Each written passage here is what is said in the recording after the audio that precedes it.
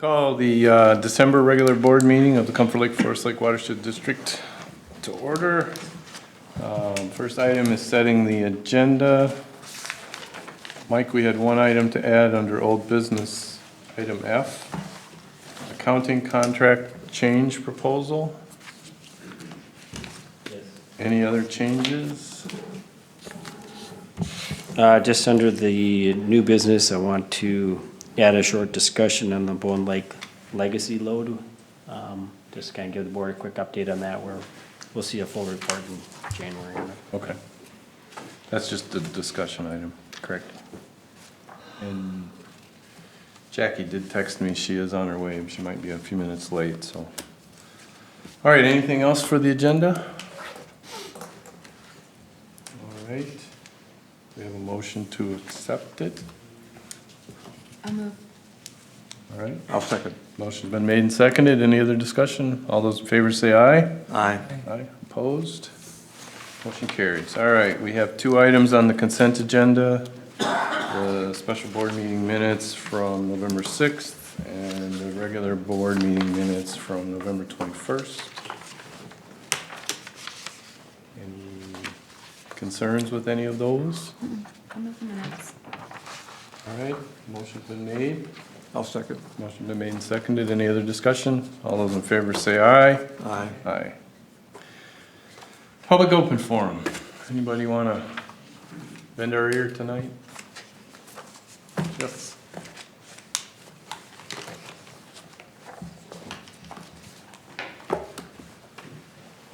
Good evening. Paul Gerard, Forest Lake City Council. I just want to thank the managers for all your hard work on behalf of the city, mayor, and the city council. It's a wonderful organization to be associated with in the city. You do an awful lot of good for us and the surrounding community. So we just wish you the best in the holidays and a great year next year. Thank you very much. Thank you. Paul? Wow. We need more public open forum like that. We don't get a lot of that either. Only better percent. Yeah. Right. Okay. Citizens Advisory Committee update.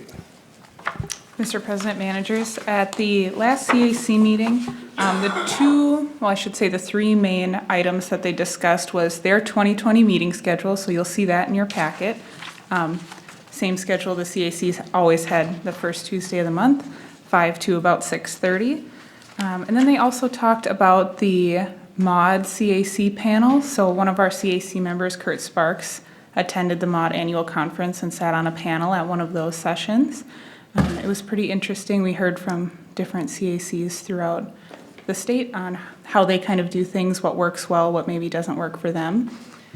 So the CAC kind of gave Kurt some input on what they'd like him to talk about at MAUD.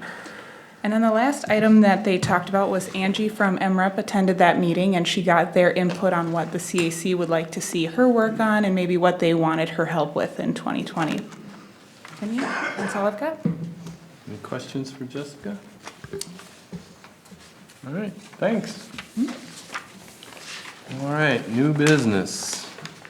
We have permit 19-009, the Cherry Hill Minor Subdivision. Mr. President and managers, in front of you have permit 19-009. This is just a small subdivision, basically taking a 40-acre parcel and splitting it into two. They're doing a little bit of improvement to the turnaround at the end of Hamlet Avenue, I'm sure because of requests by the city, so it's kind of a dirt turnaround and they're more formalizing that turnaround there. The rules that we're triggering with this permit are the erosion control rule. So they do have adequate erosion control set up for that cul-de-sac construction. One thing to note is the construction of the house is actually not included with this permit. That'll need separate permitting because they don't have plans for that yet. The other rule that's triggered, kind of the main one here, is the buffer rule. So based on function and value assessment of the wetlands out here, all the wetlands need to have a 25-foot buffer around them. And then also that ditch there is large enough to be classified as a stream per our rules, so that requires a 75-foot buffer on either side. So they've incorporated those buffer areas. Those will need to be recorded. There is a section of the buffer on those southern two little wetlands, if you can kind of scroll back up there a bit, yep. That's currently being farmed, so those areas need to be converted back to some sort of native vegetation. So that's the first pending item there, is they still need to submit a plan just designating that they're gonna plant that with some sort of native vegetation. From there, the other remaining items are recording of that buffer with the county, and then a financial assurance of $5,000. And then we have two stipulations with the permit of the kind of just our typical buffer marker requirement for permits that trigger the buffers, and then that stipulation that additional permitting will be needed when they do build the house. So I guess with that, I'm recommending approval with those conditions and stipulations. Any questions for Greg? All right. Do we have a motion to approve the permit? I'll make the motion to approve permit application number 19-009. I second it. All right, motion's been made and seconded. Any other discussion? All those in favor say aye. Aye. Opposed? Motion carries. All right, 2020 board meeting schedule. President Managers, we sent out a draft, or a copy, I guess, initially, and then after some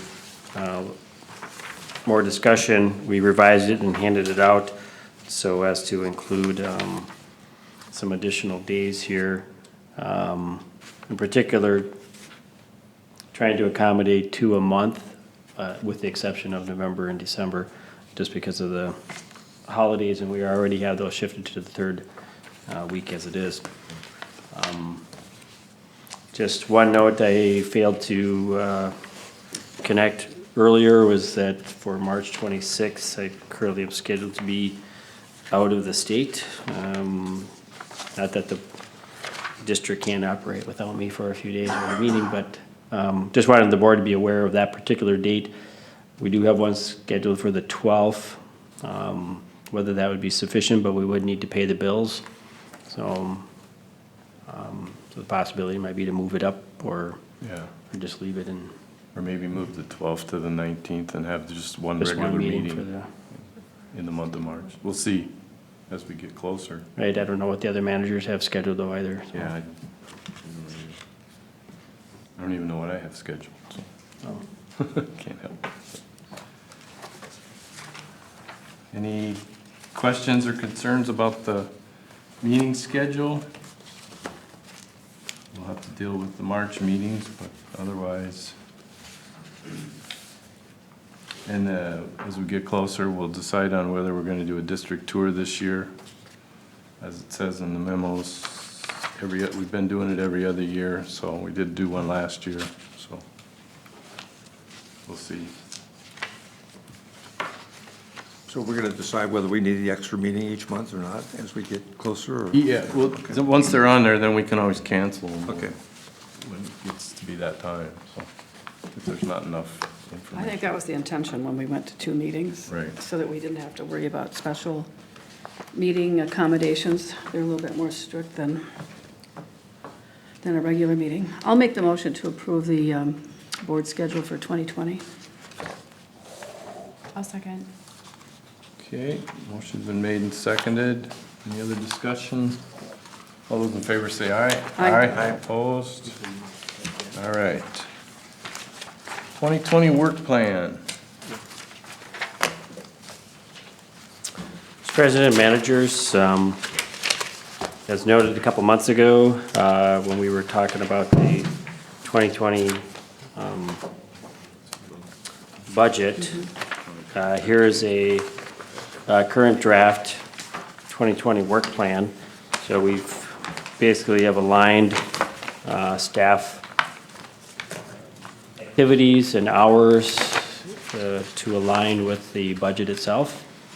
And so more or less, just to give the board a little insight into the details of how we do our scheduling and what we anticipate for time based off of historical activities. And of course, we're always willing and able to adjust to whatever the district needs are as it comes forth throughout the year.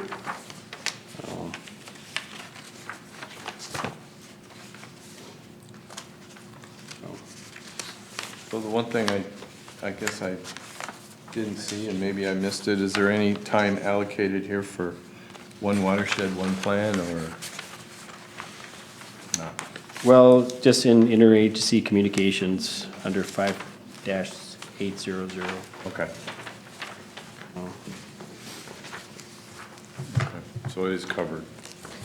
Right, and it's, I mean, probably an underestimate, but, well, it depends. I mean, it may be accurate or, so, depends on what the direction of the board is for my participation.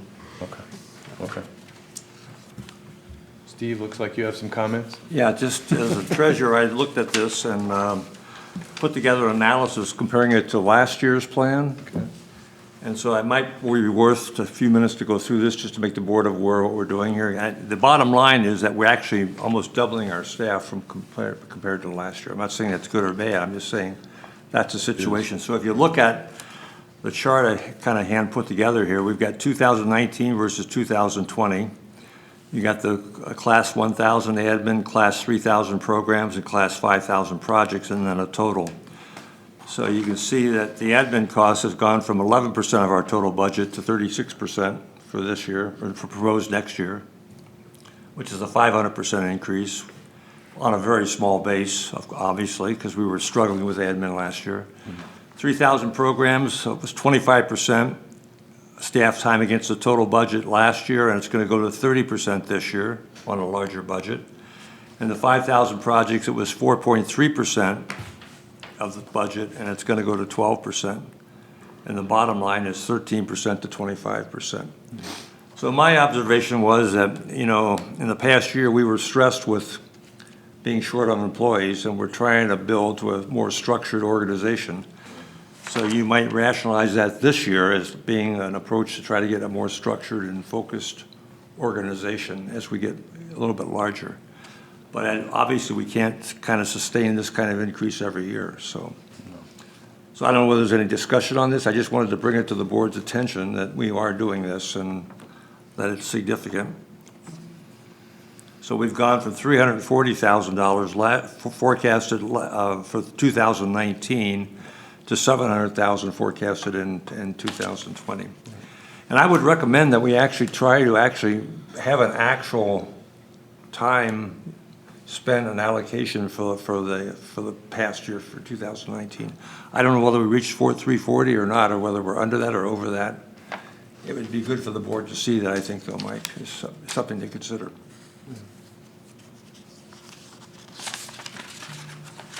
Yeah, I mean, I think we've been dealing with a deficit and we're trying to catch up, so it's gonna kind of look like this when you're making progress, so.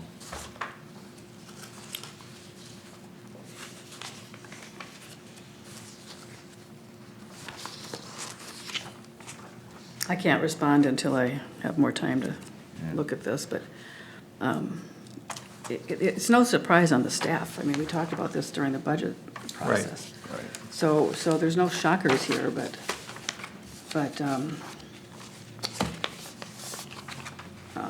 I think the other thing too is how much of that, you know, for some years we had not properly allocated staff time and administrative time to projects and programs.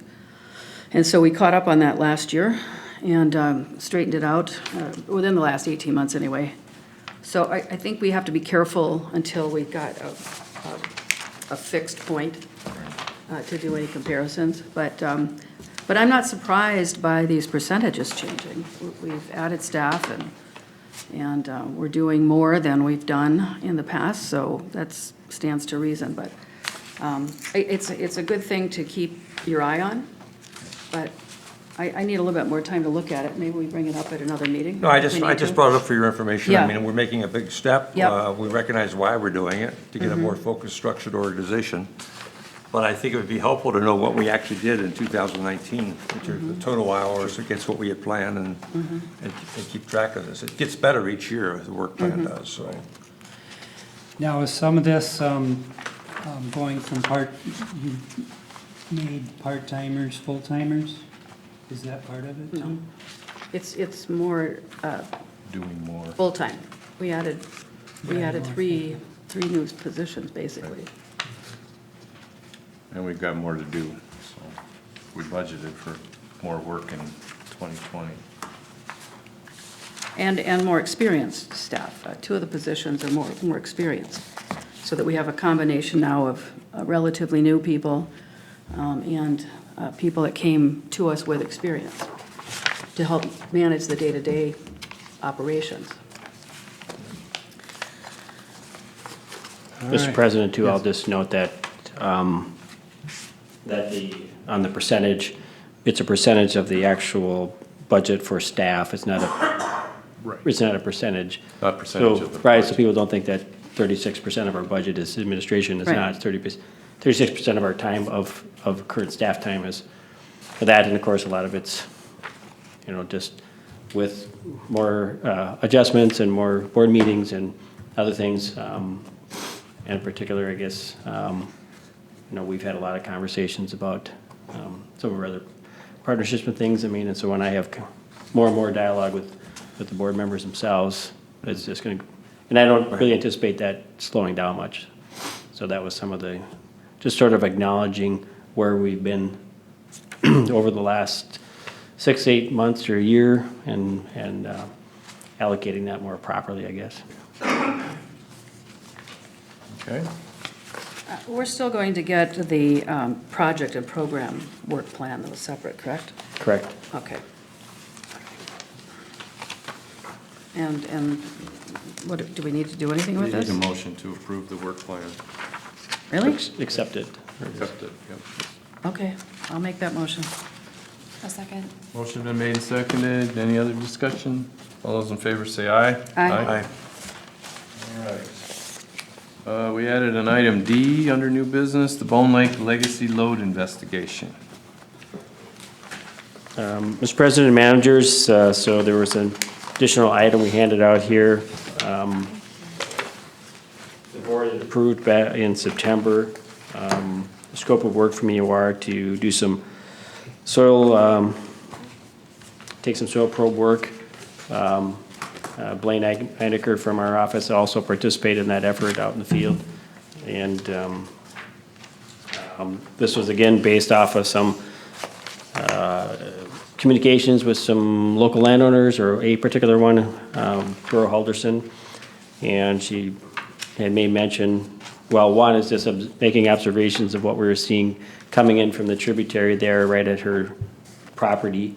And having addressed another issue from the field, sort of a head scratcher, what's going on, and looking at some old aerials, you will recall that there was a historic feedlot. And as it turns out then, yes, there are several of these cores that are, noteworthy, I guess, even of higher concentration than we saw at our other Moody Lake site. So we'll wait for the final EOR report come out next month, I believe we should have it. I'm not sure when we're going to get the rest of the lab results back, but as soon as we do, we'll bring something to the board, and we'll do some additional monitoring this summer in preparation of a likely Clean Water Fund application. But So just, Mr. President, managers, to clarify, we only submitted half the samples just in case they all came up low, so we didn't waste money. So then, once they came up high, we submitted the last half. Okay. So then we'll just wait for that data. Okay. Yep. So, based on this picture, the historic feedlot is where? right about where that, well, the barn the feedlot was right about where the historic feedlot words are. Okay. And then the barn was north of that, or a little bit higher. Okay. And so there's no there's nothing that is remnant of that. Right, there's nothing left of this. No, site. no. But it sort of, the runoff went right into that wetland then, right about at SB1? Right, because if you were to look at a topo map, you would see that there's a dip right in that location, or if you drove by it.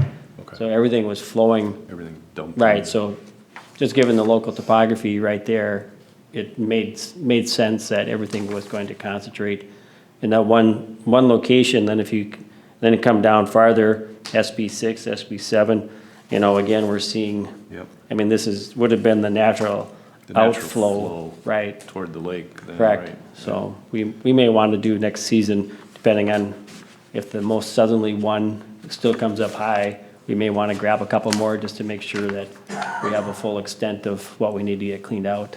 Okay. So the tree line obviously didn't stop the flow from the end of the wetland. It looks like there's a substantial tree line there. That tree line is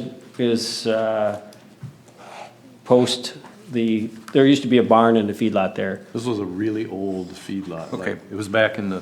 Well, 64 Okay. was one that we could actually see the cattle in the feedlot Okay. in that location. And so the lot is, farm has been sold, properties have been split. Okay. So that tree line is the current property line. Okay, so it was. Which wasn't after- there before. Correct, that wasn't there Okay, got before. it, thank you. So that's only maybe 20, 25 years old. Okay. So it looks like we're gonna have another hot spot, the way it looks. Every indication, Yeah. you know. Okay. Dr. Funky, did you have something? Sorry. Yeah, maybe to put the samples into context, it showed up in the Hayward report, but the Moody wetland rehab samples were 1,200 to 1,500, so that the one sample in this wetland was in the 3,000s. Wow. But, so it'll be good to get the rest of the samples to understand the extent and depth. We were able to collect a lot deeper samples. I guess a little kudos to Blaine and one of our staff, it was on the 25th of October, trying to sneak it in before the end of the year. So was there a little bit of ice in the morning when you were first started out there? So are the additional samples going to be further south of that? I think it's south of that. Do we They- know how far to go to clean out the wetland? They're all shown on the opposite, or this Oh, I see 'em, okay. spreadsheet. Those Yep. were all the samples that were Right. collected. Okay. So Okay. SB1 at 1 to 2 inches was 3,100, at 12 to 14 inches was 5,210. Is that what you would have expected, or was that a surprise? Honestly, it was higher than I was expecting, just given what we saw with Moody Wetland and knowing, I mean, we had a really clear record that there were, 50-plus cattle right next to it. So So there's it a- gives a sense of how many. Fair amount of cattle that were feeding into this area And there's a it went- potential that, runoff may have gone directly to the lake, unfortunately. Some of But- it, right, back then. Was this identified as a trouble spot in the early reports on Bone Lake? No. No, our Management monitoring, district? in the I apologize. The tributary monitoring was at the road culvert at the top of the hill. So it was really through Mike Kinney's conversations with the landowners that this came to light. No, I meant in the early assessments, because all the feedlots and former feedlots and all of that were supposed to have been identified. It didn't. It didn't didn't show up. show up. And Barrel- how barrels. long has it been since the feedlot 60s? was there? Well, the one that's really obvious is there's some you can see in 1950s, but in the 1964 photo, you could actually see the cows in the barnyard at that location on the edge of the wetland. Okay.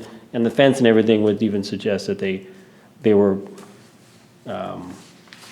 contained such that they probably it was open, it appears to be open into the wetland. And the majority were the barn, all the runoff from the barn, the kind of, would have then flushed. I mean, so it was, probably a sort of a perfect design if you wanted to make it all go into the wetland.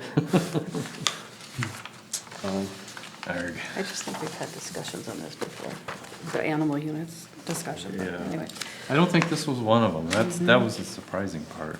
And I think it was just because you were talking to Burrow, right, that you even found out about it. Well, right, she asked me to come out, and there was filamentous algae there, and it was also a known site for a lot of EWM, both things that like nitrogen. So, it really got me thinking about this, that it was even after we had addressed that cropland field, Right. from across the road, that we were still seeing this, growth. And so was it indicating a source of some kind. So then once she made mention of that, then I came back and just looked at some of the aerial photos and I'm like, aha. And I started talking to EOR about it, and then we did some grab samples this last summer then to verify that that we were seeing elevated concentrations, coming out at the lake point. And then, we're at that scope in September, so. So this photo is from when? What period that we're looking at? Is this a recent photo? So the farm that's on this photo is a current farm? No, it's just a residence, Oh, it is? yeah. Boy, that sure It- looks like a farm. Well, property belongs to Sam Hathaway, so, and his wife is a veterinarian, she used to have a few sheep and things there, but Sure, okay. it's not a working farm by any means. Just kind of a hobby farm or support for vet. Right, and in the September, packet, then that scope of work had a picture of the aerial photo from 1964. Okay. Okay. Any other questions for Mike on that one? We'll be hearing more about this going forward, sounds like. So does the wetland actually flow into Bone Lake, or it looks like it flows alongside of it? Or does it actually go into the lake? Do we know? It does go into the lake. It goes along the edge, actually for a distance, but it definitely goes in. So, Flows south for a ways through that wetland, and then there's a ditch that goes out to the lake. Into the lake, okay. Isn't that So what not this much is on the flows right? past Yeah, it that's that, what that looks like. there's not a downstream issue for south of the wetland.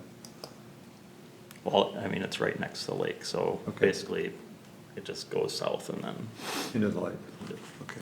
Isn't that the wet area being shown on the east side? But the Right here? ditch, Yeah, it looks like it might go over, Mm-hmm. but it's also away from the lake. So here you can see where it comes in. Well, no, I think the lake comes all the way down around this way, so it goes into the lake here. Okay. Is it just runoff or is it continuous? Well, the flow. into the lake I don't think it's continuous. I think it's during high during water? rain events. events or wet periods. well, in the last number of years, that Probably the means last couple of fairly years, it's been- That continuous. seems fairly common. Right. That means a lot. Yeah, there is another private access on that south end, so there's a culvert, which then is basically a de facto control structure. But at least over the last several years, I have not seen that actually not flow. So I think it's kind of like the Forest Lake outlet. There used to be times when it would not flow, but over the last number of years, yes, and if you would go down, you'll see a photo. Yeah, That next one, please, right there. there's the farm. Yep.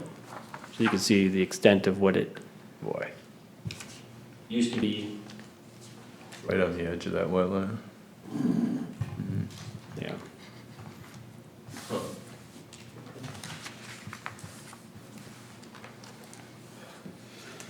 All right. Anything else on that topic? All right. Full business, item A, workload analysis. Mr. President, managers, so we did receive questions from the majority of the board members, but we do not have all of those aggregated into one document yet. You do? We have it, we just Oh. didn't print it. Okay, sorry. Sorry. So you can email it to us. Yes. Right, or do you want to go through some of them now? Or, We have to send it out because we're meeting with them on January 6th, aren't we? So they have, we Correct, have to have but- some time to respond to it. right, we would Especially just need to have some consensus of the questions prior to the interviews, Yeah. so. So you've got the consolidated list somewhere? Oh, there it is.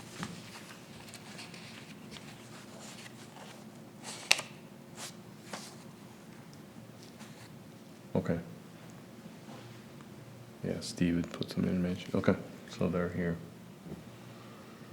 Do we have this? No. Yeah, it's here, but it's in, the ideas are in order of who received it, or who sent them in. Well, can't we send this out to us by email so that we can do the same thing we did before? That gives us Yeah. some time, and Yeah. by Tuesday, we can get our, Yeah. top 4, 5, maybe? Yeah. We should each go through and pick the ones that we Yeah, want to see. and, well, how many questions, first of all, should we Yeah. have? 5? 4? At least 4, I would say. Have 5, or, because we're talking about having them prepare a short presentation and then talking to them for up to 45 minutes. So we should have at least 5 Okay. so questions. So if that's it, then why don't we just put them in Yeah. order, our Yeah, 1 through the 1 through 5? 5 that we want, and that'll be kind of a vote, and then, Yeah, well, we just add them up. yeah. All right, It'll make it easy. so send it out to us. Okay, and then the other thing, we told the firms that we would let them know approximately how long you wanted the presentations to be. I know there was kind of discussion if they should 45 be, minutes, or- so the presentations themselves should be 45? I'd say the presentations would be more like 15 minutes, and then Okay. 45 minutes for questions and answers. Gotcha. I think, what does everyone else think? Well, we're going to be giving them the We're giving them questions, the so questions. that they can be prepared for the That's meeting. true. And I think that Give them more time. we're going to allow an hour, we didn't talk about time, but an hour and a half, 90 minutes to 2 hours, a regular meeting, right? For each one.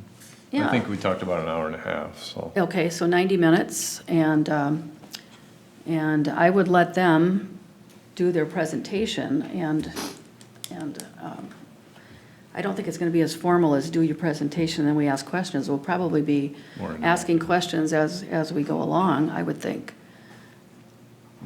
I like that But interactive method, we though. should make it clear that they should respond to the statements that we've made, so they can react to those questions. And that'll help us tell a little bit about Right. how they'll approach the program a little bit, and Then we can what their focus. depth of knowledge, whether they can do it themselves, or whether they have to bring somebody in to address that issue.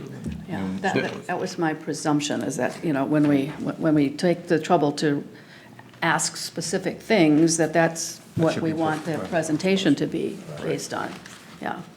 Do you want us to specifically ask to have those responses in writing, or leave that up to them if they just include it in the presentation, if they, I guess, how much direction do you want us to give them for this? Well, I would say that these are the questions that the board has. Okay, And we're asking for a presentation of, however you want to do it. I Yeah. mean, they leave it up to them. We'll show their creativity. gotcha, so we'll kind of just give And, guidance of a 90-minute responsive session, here are the questions the board has for you. The primary questions. Yep. And if they see other things that, in their experience, they feel are important that we haven't asked, they'll incorporate that. Yeah, they should bring that up for Mm-hmm. sure. Okay, Yeah. thank you. Anything else on the workload analysis? All right. Washington Conservation District Service Agreement. Do we have one? We don't have a current agreement. It was sent out in red lines, I think, and I guess the question is Sent out to who? To us? to you and to Oh, me. oh. But I didn't check me. I think one of the issues is whether we want to proceed at all with at least with the monitoring part of the contract with Washington Conservation District this year, or whether we just want to take it in-house and do it ourselves. So that's one item for discussion. And that would determine the way that, the contract then would look more like Chisago's Conservation District contract, which is more of a technical services agreement. But, I know we've talked about it, we've bashed it around, and maybe it's just time to move forward with ripping that Band-Aid off and taking it over. What do people think? That's been my feeling for several years now. We talked about this at the last meeting. That's not a contract that I can support. And we've had some issues with getting the information on a timely basis. And it took a lot of pushing, you know, to get some early release data this year, I think, so that EOR and staff could take a look at some of that. But the other thing is that these are our reports. We contract with the district to provide that support to actually do the legwork and the monitoring and all of that, and to give us a product. But we haven't been listed on the reports when they go into the state, and so that's a real problem. And there's been some other issues that we've talked about. We don't need to rehash all of them, but there've been some other, you know, conflict issues that there shouldn't be when you have a contractor situation. So that's been problematic. And we don't get any continuity of the data over time. It's just a raw report of the data that comes out every year, and we have to hire EOR then to put it into context for us. To do some post-analysis. Yeah.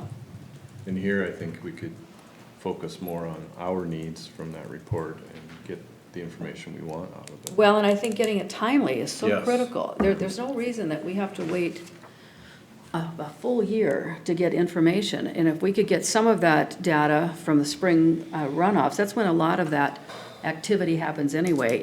So if we can be informed about that in that summer period, then we can make some tweaks to our projects potentially. And it's just, I think, better all around to have access to that data as you go along. Or maybe even some on-the-fly monitoring decisions. Yes, exactly. Anybody else? Steve? Say, may as well say anything. Mike, capacity, can we handle it?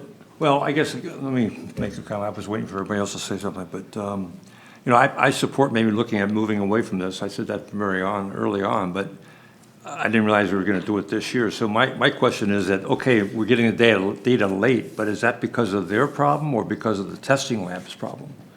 I mean, if we take it on ourselves, we could have the same issue. So how have we really analyzed, you know, the things that we're not happy with? Do we really have any control over that? The second question is, we haven't done any monitoring before, so now you're gonna jump in and do $110,000 worth of monitoring. Are our people capable of that? Are they trained? That would be the other question. Maybe we want to do a pilot first, just make sure we can do this. And this third thing is, have we done a cost analysis? Have we looked at what the cost is if we did it ourselves versus buying it on the outside? So those are three thoughts that I have. I mean, when you jump, it sounds easy to jump into it, but I mean, it is our monitoring data. If we lose a year, it's not going to be a good situation. So. I'm sorry, I need to clarify something. I didn't assume that we were going to be doing that ourselves. I just assumed that we would be doing a different contract. We would be contracting with a different entity. I don't think we have the capacity to do that right now, but anyway, that was my thought, is that, you know, there are plenty of agencies out there and that do this kind of thing, and at the MAUD conference, there were several, you know, of course, there always are in that vendor area. So Sure. I know that we can find a good, reputable firm to do the work for us. Yeah. As a subcontract. So back to Mike, I guess. Well, I know that various board members have been talking about this for some time. You will recall that we had asked EOR, I think even a couple of years ago, to give us an analysis of what it would cost for them if they were to do that. And it was very comparable, and it was done, you know, just on the merits of their own, of what they can provide currently. I think that there's, you know, we've had a lot of interest, and again, we'll just look at the last topic we talked about for Bone Lake. So that wasn't then a matter of you know, doing some additional work. So I think there's a combination of things that we could be done here. I think it would be nice to have a person to help coordinate and to go out, and we could be collecting, I believe, a lot more samples running them through that IO rodeo piece, working on that. I mean, because the more samples and the data, and the faster that we can run upstream, so to speak, and identify these locations around the district, the faster we're going to get to our high loading sites that we want to address. I've also been in conversation with Rice Creek. They did the same transition maybe about 8 or 10 years ago. They were contracting out, I believe, with the Conservation District as well, and a consulting firm, I believe it was EOR, and then took it all in-house. So they've locally, there's an example of it, what a transition would look like. But the other one of the main things too that we would want to consider is having at least one person coordinating with an outside consultant, but somebody to actually be out assisting and being on our lakes would be of great value. Both communicating with our residents, but then also and our stakeholders, but also just making observations and bringing it back to the office, because that's something we currently don't receive in any form. But you're not suggesting that we use Claris technology to do the monitoring? No, there would be a supplemental. I'm sorry. Right, I know what you meant, yeah. I don't think we're anywhere close to using that technology until it gets, okay. Correct. But the staff. I apologize, I misunderstood what the proposal was, so. I'm fine having staff, and by that I mean obviously our staff engineers as well, working out the plan that they think is best. You know, I don't want to presume knowledge above what they have, but it just seemed speedier to go to another contractor to me.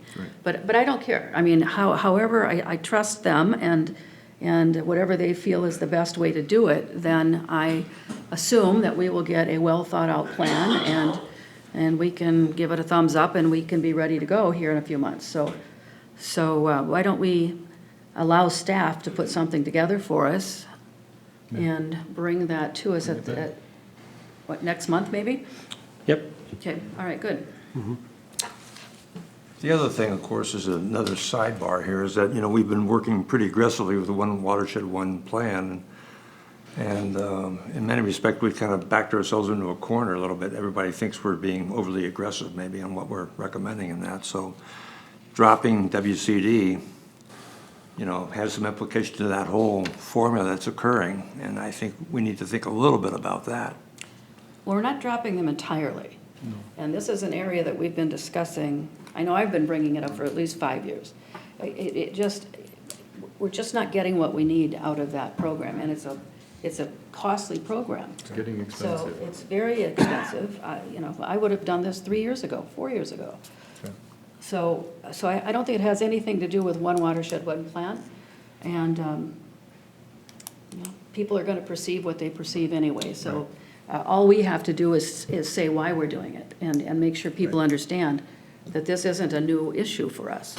I would suggest maybe then we should consider giving them some notice that we're looking maybe outside, because I think right now they're expecting it to be signed. We're the 12th hour right now. Right.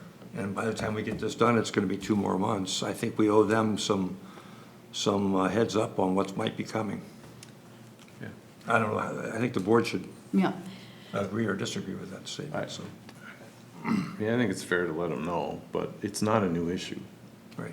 And it's in our minutes. Yeah, And they it follow. shouldn't be a surprise. They follow our minutes pretty closely. I don't know if you've had conversations with the Mike this year or not, but. Well, I guess, yes, even when we looked at the IL rodeo piece, the very rescheduled meeting, I think on March 3rd, like the day after once the agenda and the packet went out, you know, I was getting a phone call right away thinking that they were going to be substituted. Our plan was to have a transition year for 2020, but the transition can be either with EOR, the WCD, or some combination. So, and that's what I've been communicating with them. As far as the Lower St. Croix One Watershed One Plan 2, I mean, I'll just say I'm very disappointed with where the direction that's going.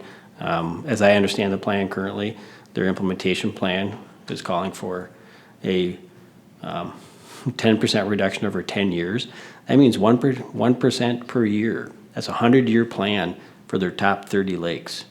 I'm not sure that I really want to be associated with that ultimately at the end, but I'd like to still provide some feedback on it. I mean, we've been focused on cost-benefit analysis, and I've been really pushing on that. And at some point, again, as we've talked about, if they don't have the same focus, and if they, I mean, I think that, you know, we need to continue to serve the, I guess, the direction from the board, which is taking input from the community. But I think, again, that that's a separate issue from this contract. Correct. This contract renewal has nothing to do with One Watershed, One They're Plan. not connected at all. No, not at all. You're right. Washington County is going to be impacted by that, and we depend on Washington County for funding and some of our grants. So whatever the perception is, it could be an issue for us. I'm just pointing that out, so. Well, I think the notification should be very specific then. I think we should give them a heads up and let them know what we're looking at. And why we feel this is necessary. Yep. So our direction is for staff to develop a transition proposal. Using EOR to coordinate the technical specifics of it. Yeah. Okay. So Mike and staff can come up with a plan, and Yes. they'll come back to us, and we'll go with that. All right. All right, let's move on to the Hayward Avenue 2019 project feasibility report.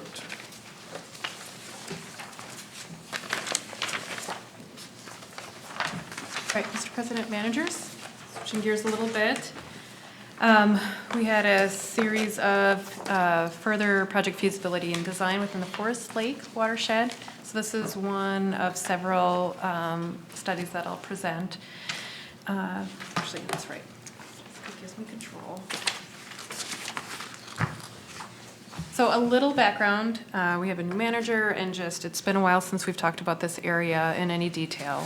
So recall, this is the drainage area to Forest Lake outlined in red, and we, through the diagnostic monitoring, identified high loading tributaries, and through a lake water quality response model, I determined some load reduction scenarios for each of the subwatersheds that would meet the district's long-term goal for all three basins of the 30 micrograms per liter.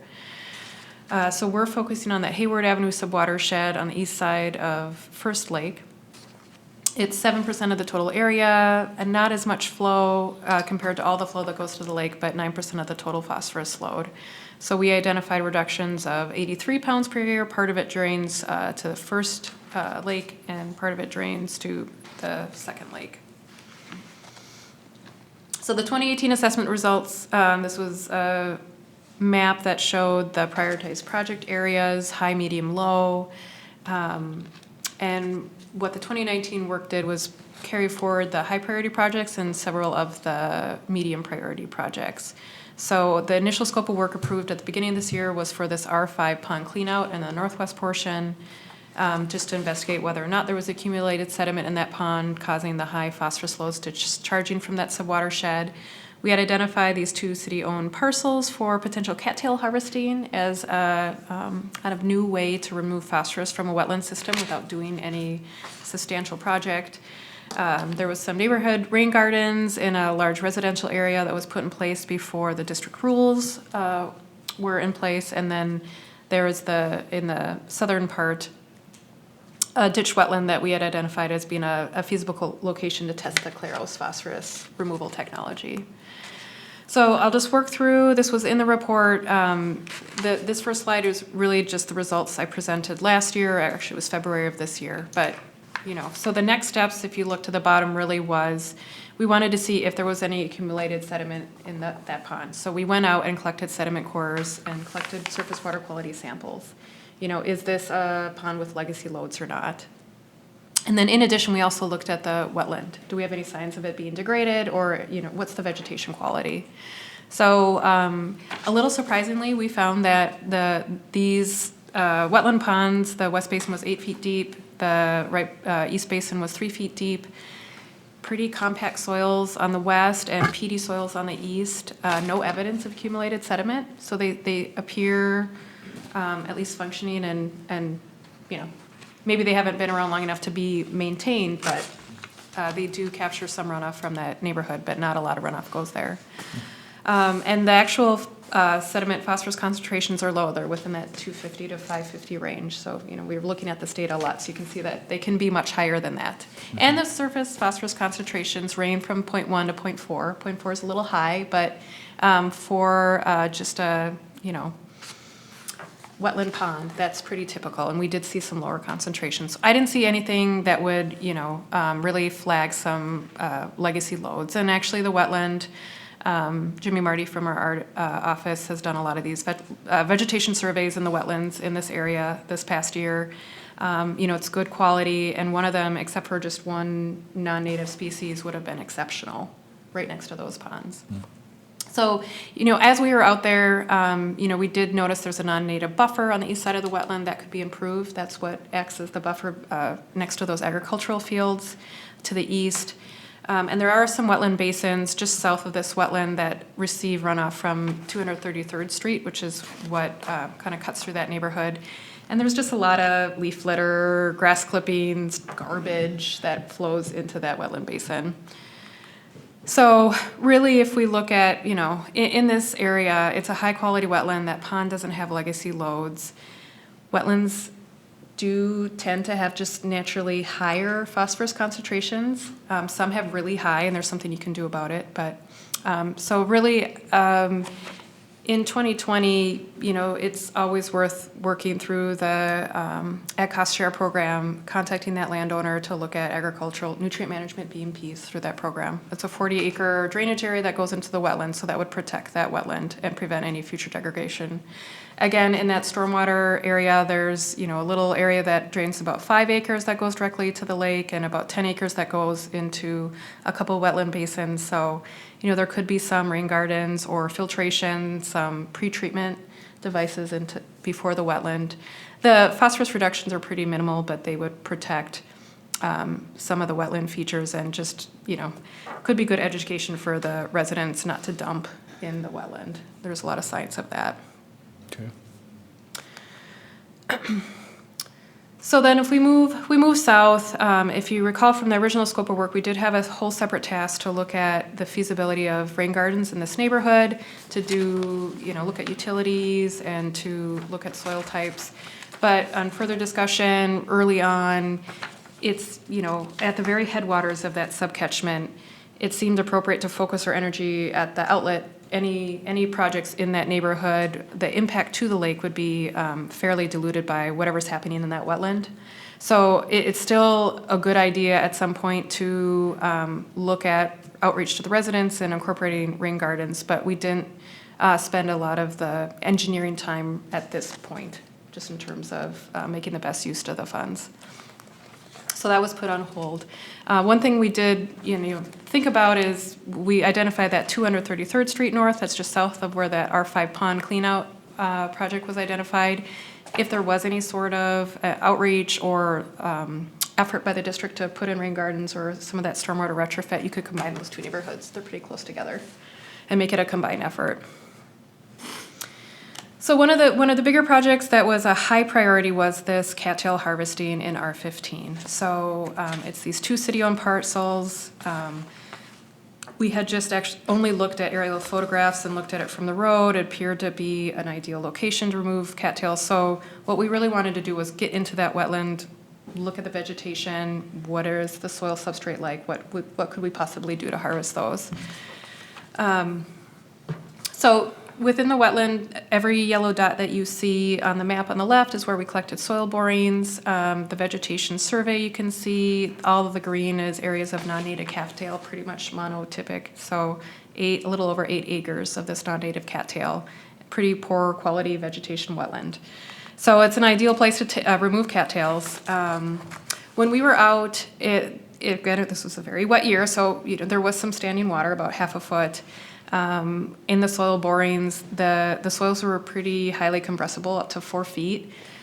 So it would not be, at least in a wetter year or in the summer, ideal for any heavy machinery, unfortunately. And then we did collect the soil phosphorus concentrations, and they were within that typical range of unimpacted wetland soils.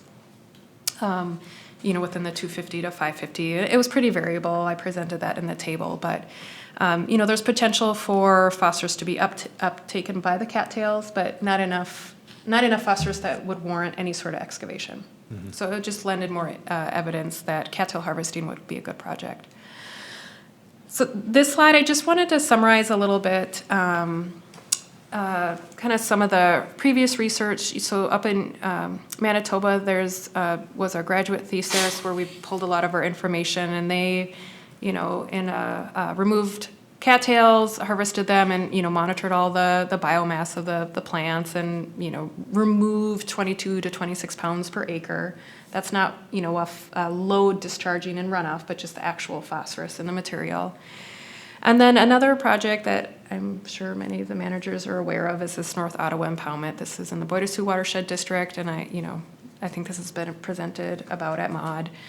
There's this presentation. This will be in the presentation for this agenda item on the website. So if you're interested, it's a nicely put together conference presentation on their project if you're just interested to see more about what they did. But so we have they've actually monitored the outlet of their wetland cells where they've harvested cattails and looked at a load reduction. So you can see between two different, little cells within their agricultural wetland systems that they removed 27 or 66% of phosphorus loading. And then they also looked at, presented data, when is the best time to harvest. You can see it's kind of mid to late summer when we want to go out and capture cattails, when most of the phosphorus is up in that biomass. They'll start to put it back in the roots when they start to senesce or die back for the year.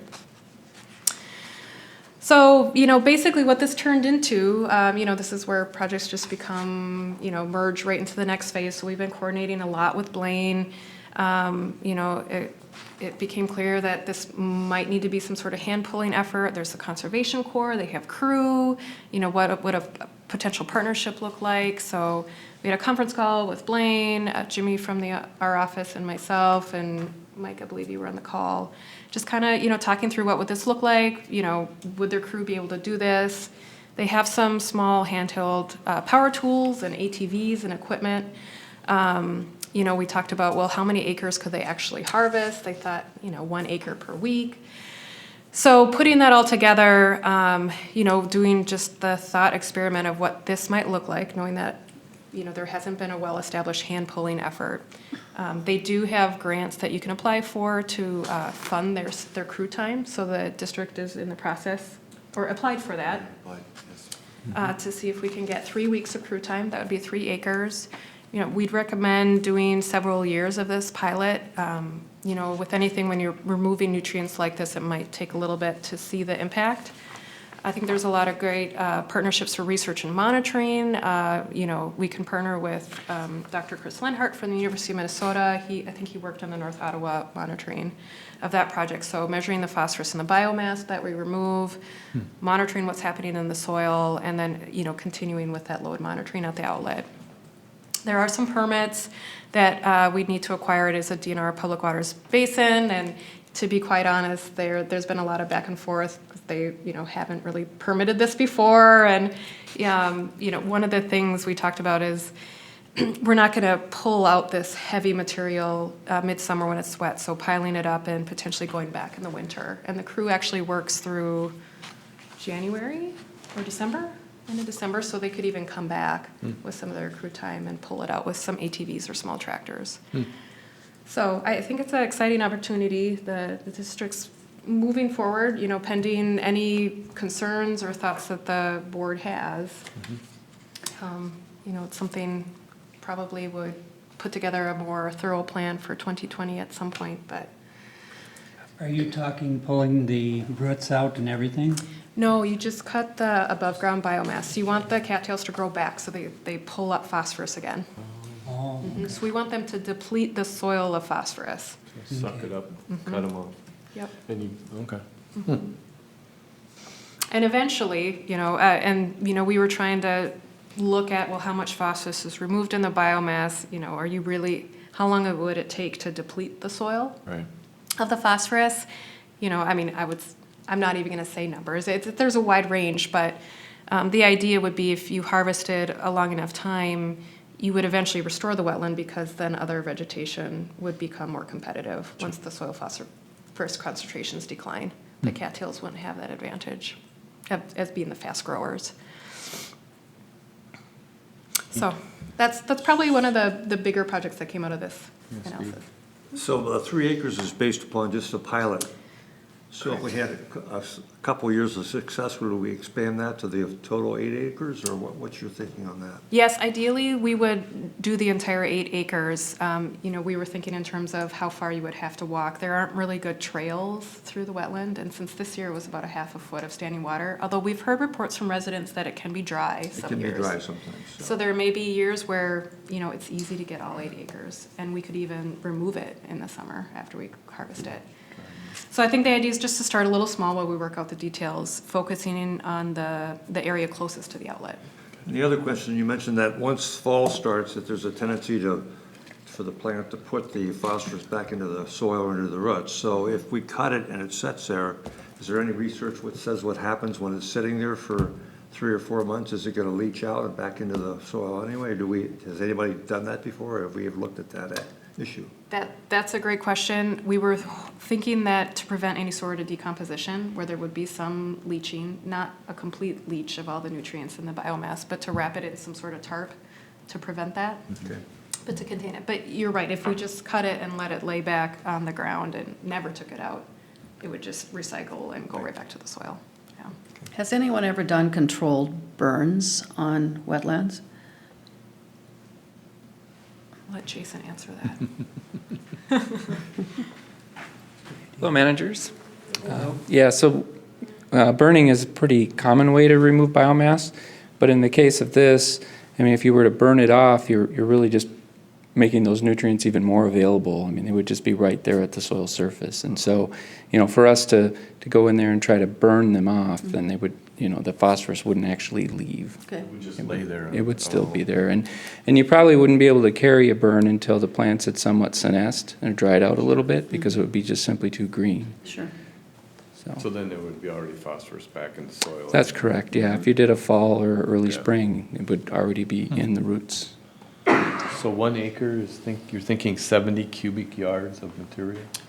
We were trying, based on some of the I think it was from that Manitoba graduate research, they quantified all the mass. So, it's wet mass, so it's an approximation, but, it's, I think for 1 acre, I mean, you have 7 truckloads. I mean, it is potentially a very large amount of material. So there's a lot of, that's kind of the next steps we're working through. Where would it go?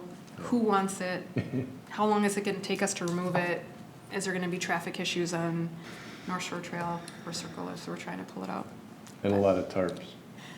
Potentially a lot of tarps, right. We can't make them too big, then, Right. should tall two is people the be able to pile? lift it? So, there's a lot of creative thoughts, though. Sure. A pulley system that they could pull them across the snow. Nice. Well, what if we waited for a dry year and then use a silage chopper? Yeah, that's it. So, in a lot of these other examples, they are able just to take the equipment and, Just chop them down. yeah. So, I mean, and it could be something that the district decides to do only on drier years. We may come to that conclusion. That So would be that's a- more cost effective. Yeah, Yeah. by far.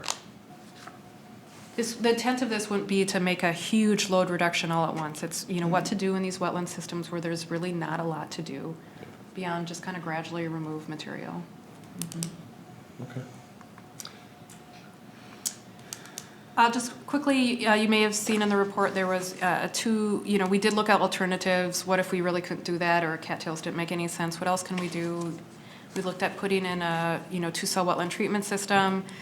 Because it's a public water basin, we would have wetland mitigation costs. Currently, just putting in that practice, you get 20 pounds of phosphorus per year removal.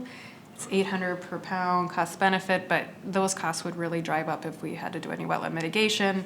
I don't know if that's really the district's philosophy, but just to look at all the avenues, that's what makes that a lower priority. So then the last thing, I just want to give a quick update. It wasn't technically part of this project. We weren't billing our work on this Claros technology research, but just have a couple pictures. We talked about it a little bit in the summer. We put the lake trial buckets of this Claros media. Manager Dibble maybe being newer to the board. It's this nanotechnology coating over these, pebbles essentially that we put in these mesh bags. Really high phosphorus absorption rate in the lab. We wanted to see what would happen in the natural environment. So we've started just by throwing a minnow bucket with these mesh bags in the lake. The water doesn't circulate much, so then we had some volunteers, including some board managers, haul them around behind the boats on the lakes just to get water flowing through. And then what we have done is in that ditch draining that wetland in the Hayward Avenue Watershed, you can see on the left. EOR did install the 2 green bags in the top left corner, the bags of that media, surrounded by some aggregate to make kind of a ditch check with that porous media, and so we'll just leave it out through the winter. There's still water flowing through it, just that wetland's draining water, so we'll see what happens as it flows through and absorbs onto the media come spring. I don't have any questions related to this, but I do have one, ask. In the Bone Lake Legacy Load report on page 1, you have this nice concentration key that you created, showing high, normal, and low. And this is in micrograms, I suppose, is that basis. But have you ever done one like this on a pound basis for phosphorus? Because we talk in pounds removal all the time, but I've never seen a key like that one. Yeah, milligrams per kilogram is the equivalent of a concentration, but we could put it, assuming we're talking a certain depth, I could put a pound per acre, and that might be more useful. Assuming, we use a consistent rate, like for every foot, per foot. Actually, that's a great suggestion to put those into more context.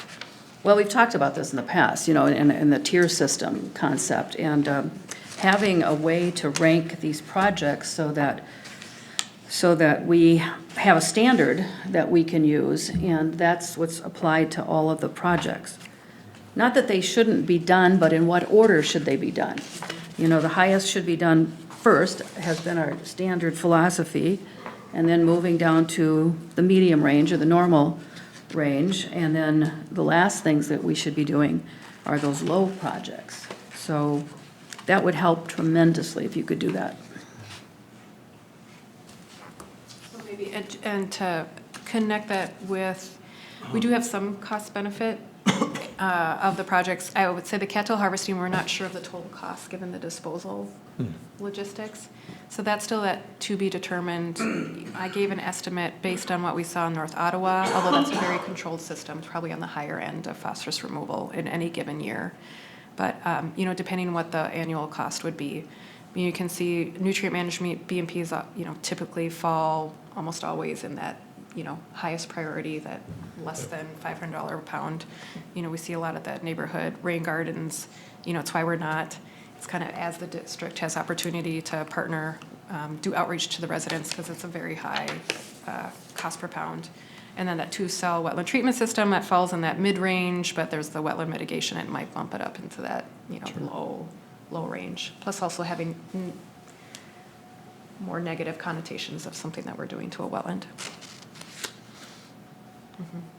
And then the Claros project, eventually we'll get an idea of what that is, cost per pound, we don't know yet. Correct, yep. So, the lab has really, really great removal, so it's, what happens to it in the natural environment, and time will tell. Okay, any other questions on the Hayward Avenue? I think we have a motion to accept the report. Someone want to make that motion? I'll make the motion to accept the feasibility report. A second. Motion's been made and seconded. Any other discussion? All those in favor say aye. Aye. Opposed? All right, thanks, Megan. Comprehensive data review. We don't have an updated report, right? Or is that? No, well, remember the board provided comment in early November, and then there were some input provided to Dr. Funky, And so she made those adjustments, came back to the November meeting, which was then, was postponed until this meeting because Manager Smalls was absent. So, are there any comments on that comprehensive data review? We have a report to accept that was in the last, it was in the November 6th packet. And we were gonna talk about it in the 21st, we postponed it again. I thought there were some updates that were going to be. So, Yep. Mr. President, managers, so in the November 21st board packet, I do have a revised version from November 13th. And I underlined everything so you could really see. Okay. I went through all the notes and tried to address all the comments and questions. Okay. So I guess just leave it open if there's still Okay. some things you want clarification for. I know this gets referred to, back to a lot. So if there's anything else you want me to add, at this point, to me, it's still a working version. And then once I get all those comments, and, it's what you need, then I'll take out the underlining, it'll be in the final draft. So we don't currently have a copy of that, I don't think. So I don't have one in No. my hand. So Yeah. if we could get it emailed out and then we'll talk about this, or we'll approve this report at the next meeting. Sounds the good. January meeting. Yeah. Okay. All right. Item E, Wetland Bank Feasibility Study 2019 Progress Update.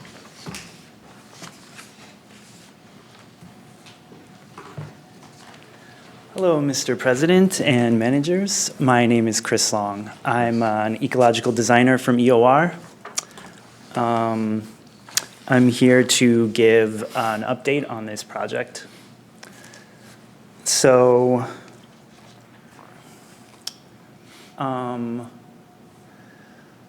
we did a study, a feasibility study, to site a wetland bank.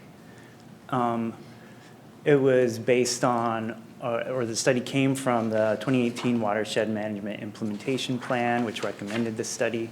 And it's part of a multi-year implementation plan to restore wetlands in the district.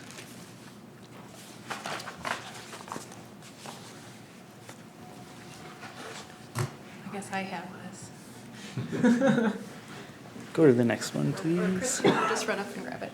This is you can have control of moving the slides.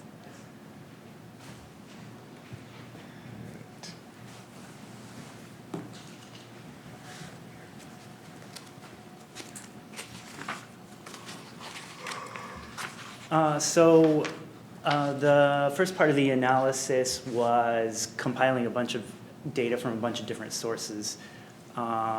National sources, the National Wetland Inventory, more local sources, the Restorable Wetlands Inventory is a statewide source of information. The Drained Wetlands Inventory, I believe, was a study put together by Chisago Soil and Water Conservation District. And so a variety of different information went into this. As well, we looked at hydric soils. We looked at areas where water would naturally pond. We looked at topography to find naturally ponded areas. And then sort of an important part of siting wetland banks is finding land that has a high potential for wetland credits, getting wetland credits out of them. And so that basically is looking at areas that are cultivated fields that have been wetlands in the past. And that would give us a really high credit potential if we restored them. So that's another way that this study differs from some of the ones that have been previously done, is that sort of requirement that, or that sort of criteria that the wetland, the area that you're looking at is in a cultivated field, a place that has been cultivated. So from putting all this data together, we came up with about 20 sites. You can see them on this slide here. About 15 of them are in the Bone Lake watershed, and the other 5 of them are spread out within the district. We then analyzed the sites to try and find which ones would be easy to restore, that had a lot of area that was previously wetland indicated by the hydric soils, that had perhaps a single outlet that you could, create a berm from, or you could easily scrape some soil away from to sort of create a wetland there. And we applied a couple of different tools to get into this analysis. A lot of it was pretty easily done by just kind of looking over the district, though, and finding the cultivated areas that corresponded with these hydric soils in sort of low-lying districts or low-lying areas. So from that, we put together sort of we prioritized the sites, and part of the prioritization was also looking at sites that had few landowners. It was all of the wetland area would be on one parcel with potentially one landowner, or few, wasn't divided up among very many parcels. So these are the 5 top sites that we came up with from this part of the analysis. We moved on to doing sort of preliminary cost benefit on these 5 sites, looking at, okay, what would we need to do? How simply could we sort of restore these sites? Like, what would sort of be some of our interventions in order to get the water to continue to pond there and restore the sites? And so we put together an early cost-benefit analysis for those 5. And we're now at the point where we're moving into contacting landowners. And Blaine and Mike have been helping out a lot with this process. We at EOR are sort of coordinating it and keeping tabs on, landowner responses. But the contact is definitely going through, being made by district staff. So far, we haven't got any, really concrete sites where there's a landowner who's ready to go and they look super excellent. So we're still in this process. We've been kind of moving down past these top sites, and we're kind of looking at some of the lower ranked sites to talk to those landowners and see what kind of interest they might have. Mm-hmm. So that's where it stands. I'll flip back to this slide because it might be of interest. But yeah, that's where the project is for up to date. Mr. President, I'll just, I think that, so while we may know that at this point in time, a property owner may not have an interest in making some change, but, we can look both at aerial photography, understand our own things that have changed in our own lives, and that things will change, properties will change. And we can also just look at the last 3 years that there's been 2 properties that, had we started this process a little earlier, and I'll readily admit that Mr. Neighbor there had made some suggestions of a couple of parcels, and had we acted on them when they were for sale, the district could have done the wetland restorations, executed the bank, and then put the upland portion back for sale for other use, the one, now has a house on it and a small hobby farm, and the other is gonna be, farmed for a little bit while longer, but likely be developed. But it was available, and the bank value probably would have cash flowed the purchase. So I think the real value to me is that we are now identifying these sites that, in the landscape, that we would not readily see, just on our own, just been driving past them. So by having knowledge of where they are, and making, yes, through our land acquisition piece of it in our wetland program, being ready to act at the time, and just maybe making more contact with some of the rural landowners, to making it known to them that, hey, if you're transitioning or you're selling, a lot of properties around here are owned by absentee landowners as well. So, those are, again, things change. People have, just like we acquired the one parcel over by, on the other side of 35. You know, they're in California, they just got tired of paying taxes, you know, so, and they literally couldn't give it away. So, so we paid to take it, through our, at least through our studies. I mean, they donated the property, but, because it had value in terms of a future project. So, so while we may not be executing anything immediately, I think that, again, the real value is just having knowledge of where these sites are and then keeping tabs on it. And then again, going through that next tier and seeing what might be available. Because, I mean, we drive around all the time and you never know when a for sale sign is going to pop up. So. I have a question. That site, I can't read the numbers really well, but it looks like 851 to me in the I-35 corridor just north of Forest Lake, it looks like. Or maybe that's on the 61 side. BS 11, I think. Yeah, it's at Comfort. What? That's site, it's site number 11. Oh, it is, okay. 11. That's, there's a large church right adjacent to that site. Maranatha? Yeah. Okay, so it's. Oh, well, is that our tax forfeit land? Nope, it's the Nope. Banta property. It's Banta. That's Banta's, It's okay. the one that got away from us. If we'd done the study a year earlier, we would have recognized its value from a wetland restoration. The entire farm. Entire parcel, right? Not just the piece that we Mm-hmm. could get. Yeah. Yeah, and it's actually the farmed part of that that's kind of above the wetland that is quite flat and has some natural ponding areas that would have made a good wetland. Yeah, I don't know why that's not on here, though. That's what I was going to ask too. Maybe it's part of it down here. Yes, if you have other suggestions, please. Just a couple of questions, Chris, or maybe Mike, either one of you can answer.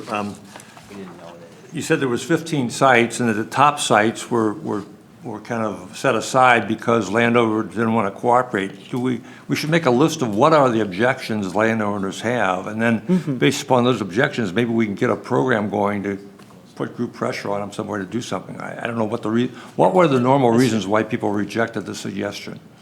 Yeah, that's a really good idea.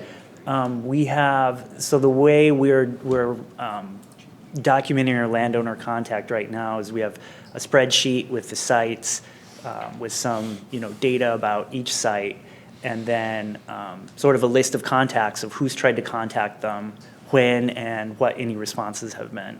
So we'll keep this running list. We haven't knocked any of the sites off of the list yet.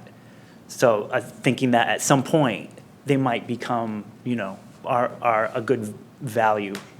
But again, why did they not want to cooperate? Is it because they've got crops in the field and they don't want to give up that money? Or was it because they're in love with the wetland the way it is? Or Well, I can speak to a couple of them that we made contact with early on. And yeah, I think the responses that I remember hearing were that people wanted to continue farming. It was good, they might be low, the land might be low. It might, require tiles, but as long as the tiles work, they continue farming. It's a farm. Just a hobby farm type? No, some of these are Are they? corn bean operators, Yeah. yeah. Are they? Okay. Yeah. So they're regular Then I don't know if- production farms. Blaine, I don't Right. know if you can say anything about any contacts you've made or excuses or responses people have. Sure. Managers, I've contacted several of these landowners, similar to what we've been talking about here. Folks are reluctant to take their land out of production. They're still farming them. The tiles are still functioning. And then I've also had conversations with folks that are just opposed to taking farm land out of production. They would like to pass the land down to the next generation and continue farming. It's their way of life, their heritage. So kind of the two main objections that I've discussed with folks or heard from folks. Seems reasonable. And then I suggest maybe on item 4, feasibility analysis, we talk about working on the top priority sites.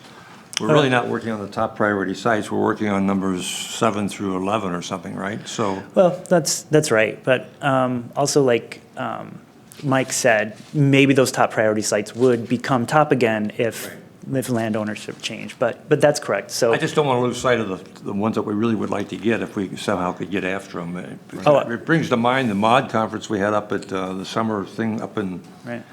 Fargo. You know, there was a lot of wetland they had to buy, and it was ditched and all that, and the farmers got, maybe out of 5 years, they got 3 good crops out of it. And finally, they offered them some money to buy them out so they could put in the projects, because they really weren't getting much money off that land for all the aggravation. So if that's the situation here, maybe that's an option we could look at doing, you know, because we should find out whether they're really getting good crops or not. Because if it's tile and it's wetland, they may not be getting good crops all the time, so. Yeah, Just a thought, I mean, I would like to get at the best areas we could, if we could. I'm smiling only because we're in SWCD territory now. We have to wait until we have willing landowners.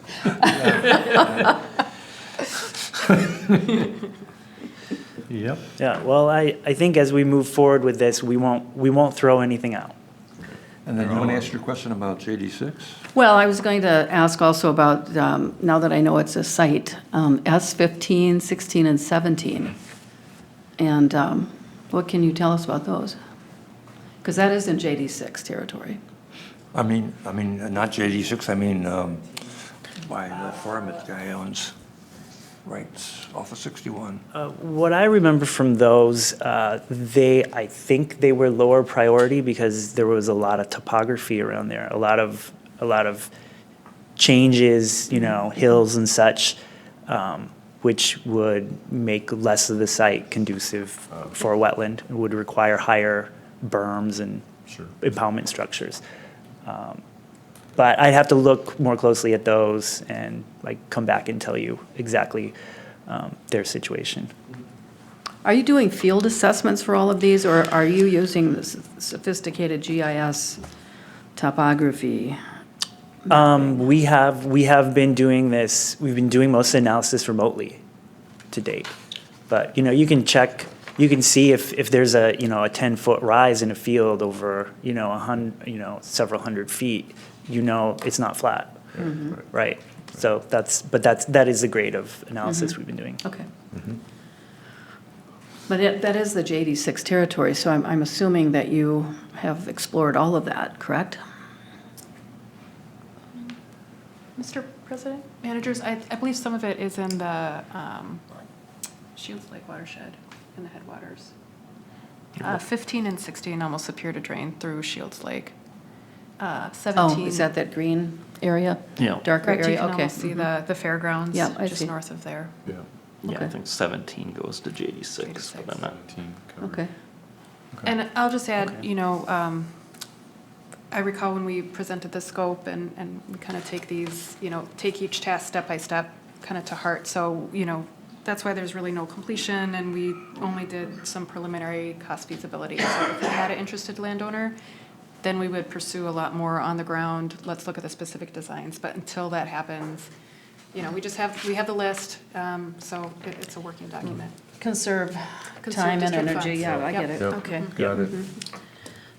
Okay. Any other questions for Chris or any more on that topic?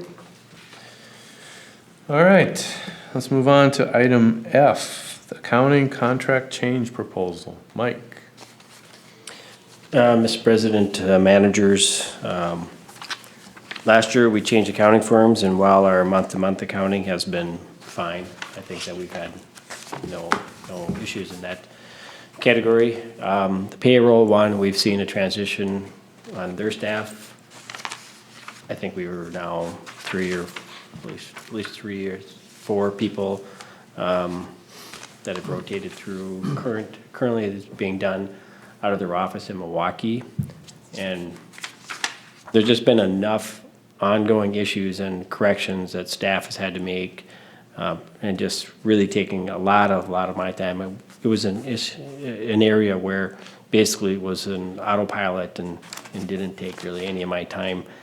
I would venture to guess I've probably spent a good 40 hours this last year, if not more, trying to work with accounting staff to correct items. And then even when we think they're corrected, we come back and we find out that they didn't quite get it. And a big one was the para one that was not being paid because they didn't understand the fact that it was a required element in the state of Minnesota. So I insisted that we have somebody by the November 1st to be out of their Minneapolis office, and that has not happened. So, and we've still, just this last payroll, have had another issue of a matter that was not corrected because of deductions that were incorrect for the previous 2 months. So it's just like, okay, it'll cost a little more on a month-to-month basis to switch to Redpath, who was doing our payroll, but. Probably not in the long run. Right. Well, right, my concern is just, getting past some other period of time and then finding out that we've missed things. I will say that they did cover the para, because the para actually was, once they got past, I think, like a 60-day window, it was no longer the employees' portion, was no longer the responsibility of the employees, but of the employer. So they had to cover both pieces. So they missed from April till September. I think we were late September. We finally realized that, or we were notified that, hey, where's your payments? Why aren't you guys? And we're like, but anyway, I was just discouraged by the response of that. And again, I'm making a very specific request that have it moved to Minnesota. That's my recommendation. So I worked with council to make sure that we could do that, at least pull this piece off. I'm all for it. Yeah, me too. I think there's general consensus. What you need, Yes, okay. what you need to do to run the office, make Yep. it happen. Yep. Okay. Thanks, Thank you. Mike. All right, let's move on to reports of staff. Mike? Just one thing I thought about that I did not have in my, in the report here for the month is just an upcoming, meetings with Forest Lake School District and our CAC, some of our community members on this larger education, Jeffers Foundation discussion, environmental education. There's a number of things they've, Chris Sparks, of course, has been involved with Big Sandy and the Big Sandy Institute and the foundation that they've created up there. So there's a lot of different pieces to this, but we've got 2 meetings set up in January for that, and we look forward to working with some of our community partners on that as well. I think at some point we'll be engaging the city of Forest Lake as well. So otherwise, nothing else unless there's questions. Nice photo in the back, managers. Our 20-year plaque. Oh, yeah, I heard about that. So, Jessica, have you had any luck finding a location for the State of the Watershed event? Yeah, so I recently sent an update on that to managers Anderson and Oaknick. Yes, I think at least the staff's recommendation, my recommendation would be to host it at Stella's. They've been by far the most responsive to my inquiries.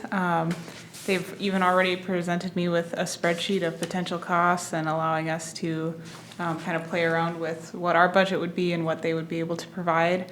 And then considering the fact that they've successfully hosted the Forest Lake Association meeting for several years, and we would have a fairly similar setup, at least in terms of having information tables available, an appetizer buffet sort of thing, as well as a presentation area. And they have incorporated audio visuals as well that is included for free. So Wow. that would be my recommendation Wow, sounds good. for this year. And they have more than double the capacity of the venue we had last year, so I think we would fit well. Yeah. Okay. I've been to many events there, large and small, and they do a really nice job. Good. So I'm glad, that's good. Sounds good, thanks. And their dates are available at the end Correct. of April? Good. They have all Thursdays open for availability in April. My recommendation in the 2020 board meeting schedule is April 30th. That was I the saw same that. date as we had last year, so. Is that, what day is that? Is that a month? Thursday. Thursday, okay. They're closed on Mondays, so Okay. Thursdays are the only options there. But yeah. That sounds good. Yeah, all right, thanks. Any other questions for Mike? Any from the reports? Well, maybe I'll wait. I was going to do this at the manager meeting, but I'll do it now. I think you sent us the email, Mike, that the DNR, or maybe it was Emily Javins, The DNR has $10 million for AIS grants this year. Well, it's a legislature money that was in lieu of the DNR's money that previously would go out for grants, so it's the one that allocated to the counties. And then that we currently are getting or the county distributes, well, the county can do kind of what they want. So Saugatuck County keeps it and then uses it to manage internally through their own programs. Jerry Spetzman and Susanna. Washington County is one where, of course, the formula you may recall, number of public boat launches and the parking spaces of those boat launches. So, so Washington County then has a competitive process for those grants. Okay, so this is the county, still dispensed through the county process? Correct. Okay. Are you sure about that? Because I thought that the person I talked to said that was $10 million reinstated by the DNR. That would be good to go to lake associations and everything directly from the DNR. That's what I thought too, but I wanted to clarify. I think we should clarify that, Mike, because I don't think it's the Washington County money. I think that's still there, but they had so many complaints that they put this money back in. It's not, it's not a lot of money when you consider the whole state. No. But it's better than zero, right? So. Well, 10 million is the exact number from the legislature presently going to the counties. It is. Correct. So, but I mean, it may be just a coincidence, and I had not heard of that, if that's the act. It might have been Yes. from Emily Javins then. No, that I I've heard it from about. somebody That's else. probably I from heard Maud. it too. Yeah. I heard it at Maud. the Maud Maybe conference. that's it. Maybe it was in an email because I know it was. normally wouldn't see that Yeah. stuff, and I did, and I remember what you're talking about. Yeah. It was surprising. Yeah. It's like they restored it to the DNR. But I would like us to clarify that, Yeah. because we've got 3 very active lake associations, and if we can submit a district grant for all of them, and maybe we'll have a better shot of getting that money. Be great. Thinking it was a Forest Lake paper. Maybe it was. No, I that saw- would I make saw it- sense. I saw it on an That's email. where I read it. I know I did. read it. I just don't remember where. See, it must have gone out to everybody then, so that makes it, I think, more of a competitive grant. Right. Yeah, It's more open. yeah. Anything else for Mike on his report? All right. EOR. Mr. President, managers, so in the engineer update for EOR, just want to make sure it wasn't initially in my packet, so. All right, I see it on the table. What I did was, I moved 2019 to the left, so this is kind of projecting out for 2020. Our recent activities, it's similar, but then, just to kind of give a preview of what's upcoming in 2020. For some of the projects, it's, that haven't quite wrapped up, that's the work that'll be completed within January. But, looking forward, kind of up in the 3,000 level, we do plan to propose kind of the next phase of what the H&H model update will be. We're wrapping up the Comfort Lake Management District area by the end of this year. Another ongoing thing that'll really kick into gear once all the watershed management plan outreach meetings finish up is to sit down and look at what that next 10 years looks like for project implementation and update that implementation schedule and cost for the district. We're going to continue with the Claros technology trials. As an accomplishment in 2019, the Shields Lake Fishberry was put in. And then, moving down into the projects within each lake district, Moody, wetland rehabilitation, we do still have wetland sea construction coming up in early 2020. There's been delays on that.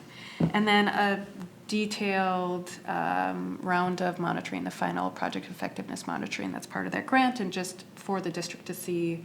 It's been several years now since the wetlands have been excavated and rehabilitated, so I'll be curious to see what that data looks like, and then continue to look at what's happening in Moody Lake now that the second round is done. There are several lakes, starting with Bone Lake. You'll see this as one of the tasks we did put in 2020, some money to be a little proactive on potential future alum treatments within Bone Lake, Little Comfort Lake, and I also believe within the Forest Lake diagnostic, potentially in that east basin of Forest Lake, to look at the bottom water phosphorus concentration data. I've been having the monitoring plan include bottom water phosphorus concentration to see if we have any buildup over the summer.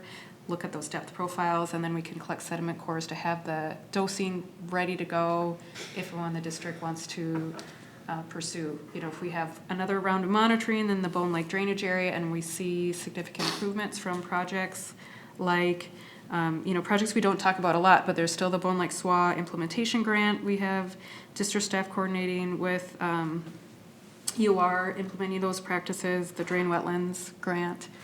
Once those are in place, we'll be monitoring and looking to see what reductions are there, and if we get to the point where is there an alum treatment necessary in Bone Lake or not. In the Little Comfort area, again, Little Comfort Lake has been flagged for an alum treatment, so that's another lake we'll be proactive and looking at some of that data. And there's still just that continuing, just waiting for the outreach on some of those agricultural BMPs. And then we do still have the core analysis. We're waiting for results from St. Croix Watershed Resource Station, so that'll probably come sometime in 2020. That'll be interesting to see. Then moving to the Forest Lake Management District, the Shields Lake reuse system, this will be the first full year of activation. I'm very excited. Greg and I have already talked about how we might want to monitor this for effectiveness. There's a lot of inlets and outlets, and we really want to get a good sense of what are our actual phosphorus removals and relaxation on those groundwater supplies. And then again, there's this larger district initiative for this next generation of monitoring in the Forest Lake District to get at some of those smaller tributaries with the Iowa Rodeo and just volunteer sample network. Castlewood, that field south of 97 across from the golf course, getting that into perennial vegetation, and then monitoring again at 97 to see, do we see reductions in the phosphorus loads? So that'll be a part of the monitoring effort for 2020. In Hayward, we'll be continuing that Cattail harvesting pilot project. And then in JD6, recall that we did submit a grant application for the iron enhanced sand filter on County Road 50. Now, it wasn't in the Bowser board packet this month, so we don't know the outcome of the projects and practices, Clean Water Fund grants. But, the pending the grant approval and just, district desire to implement that project, final design and potential implementation. Same with the tax forfeit parcel. And then we are actually even almost as we speak kind of incorporating what does that look like if you expand into the Banta property. But again, we also submitted a grant application for the tax forfeit project itself, which would assist in that effort. And then, there's still one of the tasks that we didn't get to in 2019, since we've been working on the H&H model throughout the whole year in the Comfort Lake Management District, was to then, once it's complete, look at sites for, the regional treatment locations, and it's kind of part of this Comfort Lake diagnostic too as well. We need that model done. Okay. It's a very flat, ditch, challenging system, so we've spent a lot of time and care to get that model right to inform some of those future efforts. So that'll be part of 2020. Wow. I have a question. Are you moving into then a completion of the diagnostic report for Comfort Lake in 2020? Both Little and Big Comfort Lake? So Little Comfort Lake, right, you have, I think once we collect the bottom water phosphorus concentration data in Little Comfort, it can be a more comprehensive diagnostic look for Little Comfort Lake. Mm-hmm. That actually certainly should be part of that task. That's a great point. We've done the watershed analysis, but going back and updating the lake water quality response model, like what we did for Forest Lake. So that would still be in 2020. And then Comfort Lake is still, that's an upcoming effort to put all that monitoring data back in. We've collected a lot of additional data throughout that management district and have the updated model, but then to update again that lake water quality response model. So, Comfort Lake, Little and Big, obviously are at the end of the process here. And so, do you expect that we're going to have a diagnostic study, an update of the Big Comfort, and the full diagnostic study of Little Comfort, so that we're at a point where we can actually look at all of the dynamics in one report and then make a plan for action in those areas, because it just seems to me if we don't have that coming out in 2020, we're going to be sitting around twiddling our thumbs again for a couple of years before we have any big projects to do. And we shouldn't be in a hole like that. So I'd like a more firm update on what that status is. And you don't have to do it tonight, but at the next meeting, I would like a more robust report on where we stand with that. I know we've been doing piecemeal stuff here and there, but I think the best report, in my opinion, all of the diagnostic work is good, but the best report was for Forest Lake. It was so detailed, and it had maps and the sub-watersheds designated. And so it made it very easy to plan and understand what the process was going to be for that area. So I'm looking forward to that style of report. And then the other thing that I don't hear about ever in Comfort Lake is now that we're moving toward that again, we have an engineering report for the Sunrise River. We know that the banks have eroded over the past, and there hasn't been anything done about that, or even, I don't think, a look at what's happening with the banks now. But I would hope that would be part of the process as well, not just this H&H model, but some of the things that we know from our past reports that need to be updated.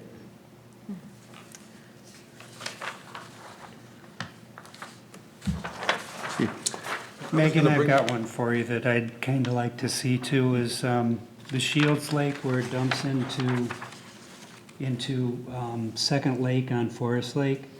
Could we get some monitoring right there, or is that being done right there? We should definitely include that. That's a great suggestion. The reason why is because Second Lake last summer had a terrible time, and it'd be nice to go to the association and tell them, you know, how much better it is. Hopefully that'll help get some information to Second Lake owners. We have data there from the past, right? Correct. So we can compare it. That was a site in the Forest Lake Diagnostic. It was one of our tributaries. So this would But be that would be- effectiveness monitoring, essentially. We've done one half of the alum treatment, so, but it's a nice, just, you know, this is where we stand right now, and just a gauge on what's going into Second Lake. But I think that's a good point, though, is that's a known big inlet source for Forest Lake. Why aren't we monitoring that all the time? I mean, Yeah. I would think that should be a legacy site. All of these major inputs should be. It hasn't been, right? It's not. No. It's just like, we happen to pick it up in the diagnostic study. Yeah, when we're doing Right. specific work. but- Right. John? Yes, Steve. I was going to bring this up during the work analysis and the visioning part of our meeting, but I missed it. But it also involves EOR, so I'd like to make a suggestion to the board that we actually ask EOR to do what they did 2 years ago, and that is look out 5 or 6 years and what do they see as the next projects or areas that we should be focused on. And I think we really need that, our internal perspective of what our people think about it versus what the outside consultant might bring in.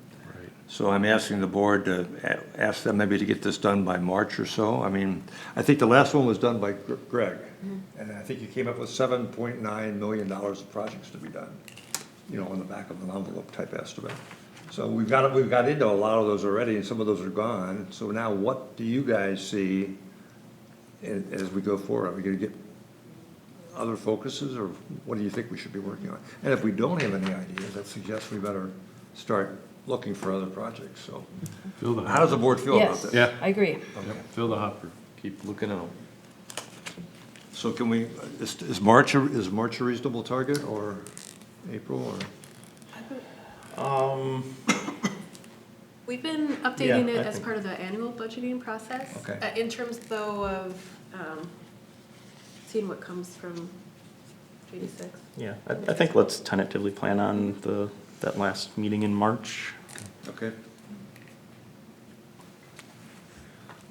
So we probably put on our list of things to do for this meeting, or however Yep, you want to yeah, handle it. the- Okay, okay. All One right, final- thanks. One final comment on 5228K, WJD6 headwater restoration. What is that?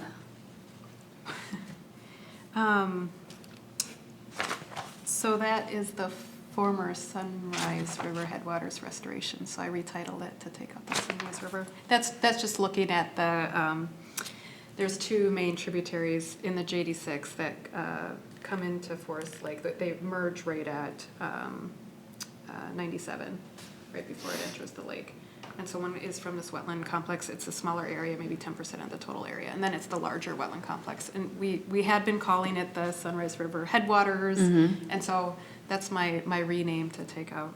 So it's just the JD6 Headwater Okay. restoration. But that includes that County Road 50 iron enhanced sand filter. And then there's a downstream wetland restoration project that we're just finishing up the details on as part of the JD6 Okay.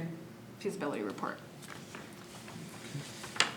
I should have pointed out when we switched that and where we updated that. Any other questions for Megan or Greg? All right. Smith Partners. Nothing, Mr. Chair. I see you sent out Smith Partners sent out the legal update for us to read in email. Today regarding the groundwater rule. Yeah. It's an engaging read. I recommend it. I might have trouble sleeping tonight. I'll make sure I have it cool.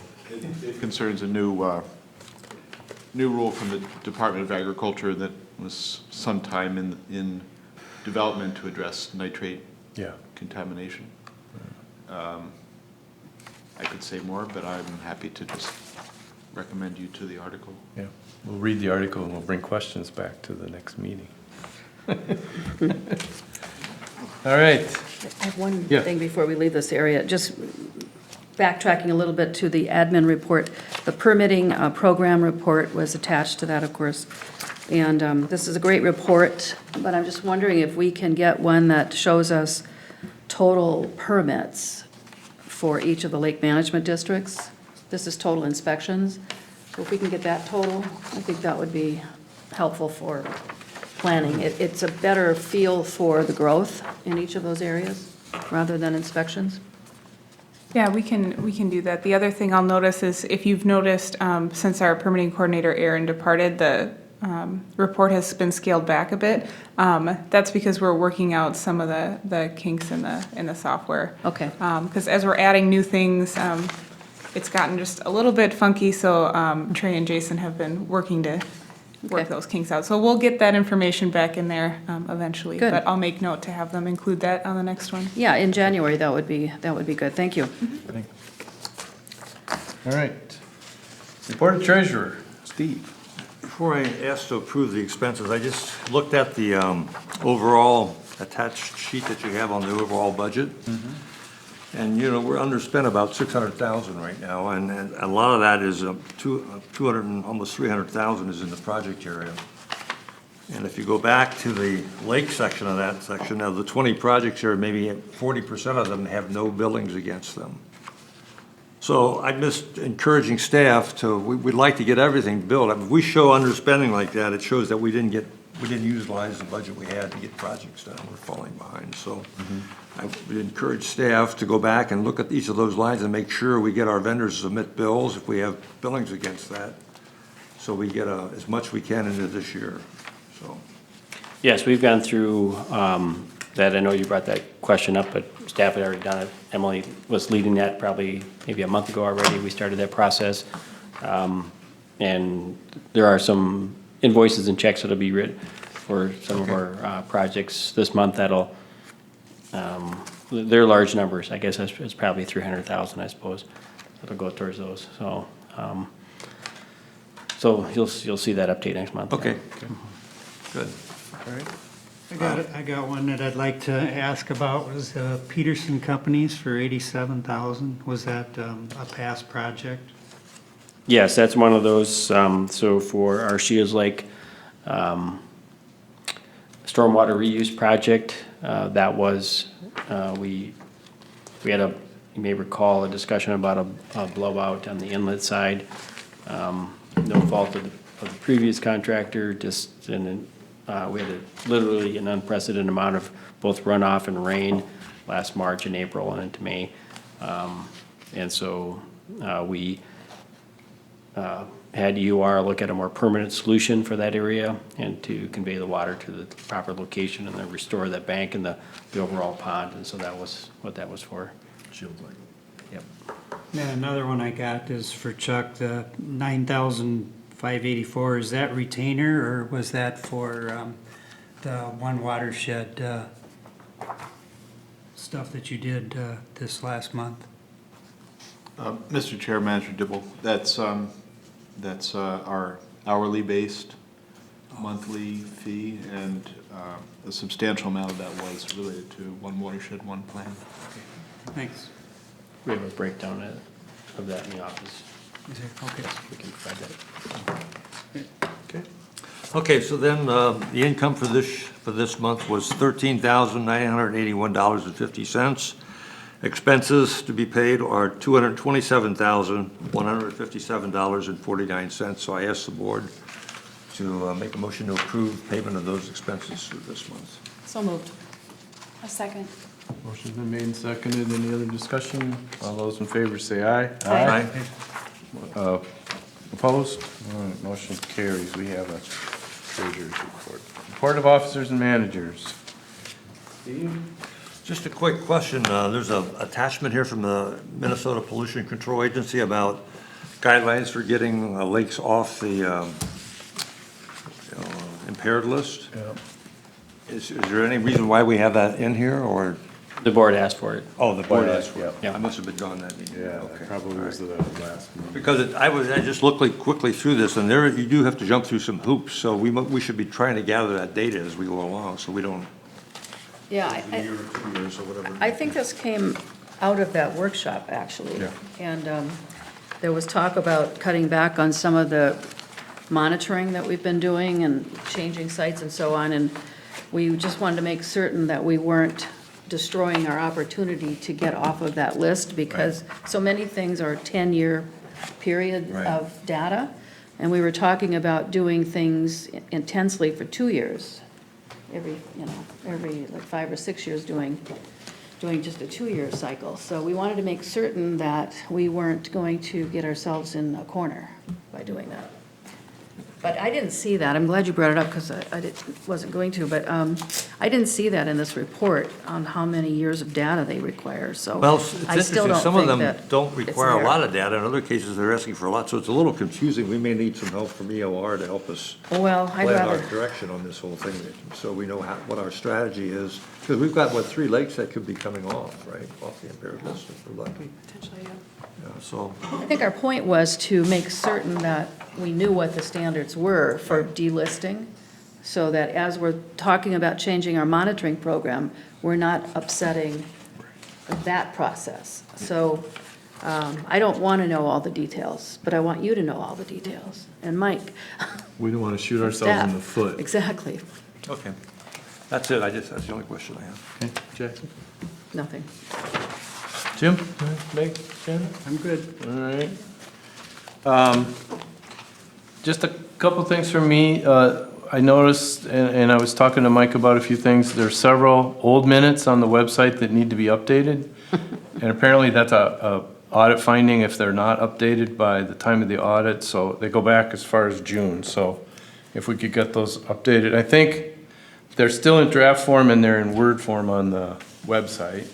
So we can download them and make the edits and submit them back to, so anyway, that's one thing.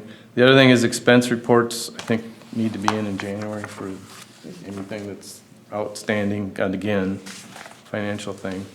And the other thing, I'd like the board's approval to ask Mike to do a little investigation of our comparison of our per diem policy against other boards and organizations that have per diem policies. We didn't really do that when we came up with it. We kind of came up with it ourselves. And I can see that we're going to have a pretty significant uplift in per diem costs going forward. And I would like that not to look like a nail sticking up that somebody with a hammer wants to pound down. So let's just make sure we're on solid ground. So if Mike could spend a little time, Mike and staff could spend a little time, just making sure we're in good stead and we're covered. So everyone's okay with that? Yep. All right. Other than that, I didn't have anything. Although, I'm not sure if the water this year has ever gone down to the weir at the outlet of Comfort Lake. I think it's always been higher than the weir. Do you know? I think this year's, sure it's been that way. I think today when we drove by, it looked like it was still Yeah. above the weir. I think we're gonna have a terrible spring, honestly. Oh, my gosh. It's, the lake is high, I agree. and it's gonna get. We're gonna get We're snow gonna get a the lot way of it snow, looks. yeah. All right. My bank is heaving already on Forest, Already. already.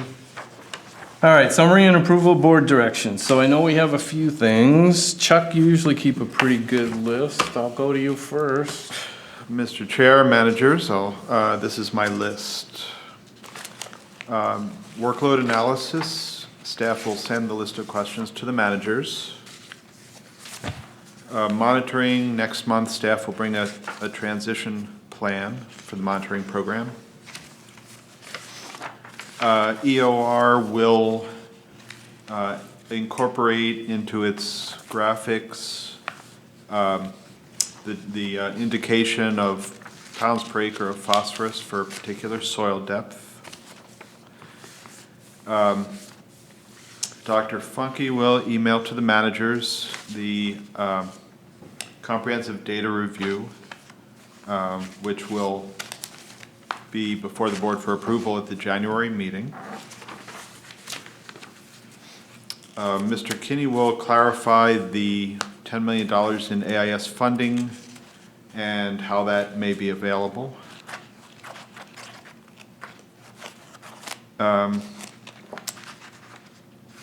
The Shields Lake outlet to Second Lake will be incorporated into effectiveness monitoring for the project, for the Shields Lake projects.